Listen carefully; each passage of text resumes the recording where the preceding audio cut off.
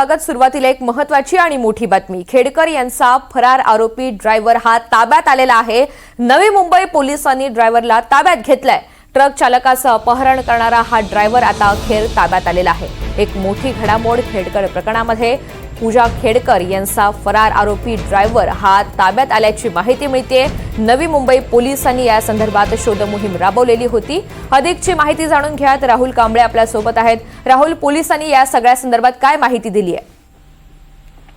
ऋतुजा, नक्कीच 4-5 दिवसानंतर जे आहे आज रात्री झालेले आहे।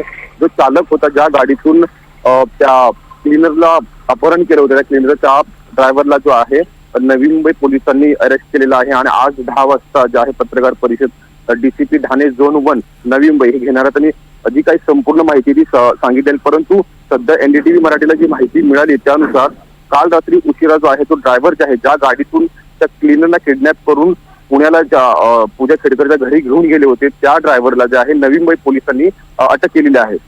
ऋतुजा, अगदी राहुल, धन्यवाद सविस्तर माहितीसाठी। तर नवी मुंबई पोलीस या संदर्भात पत्रकार परिषद घेऊन सविस्तर खुलासा सुद्धा करणार आहेत।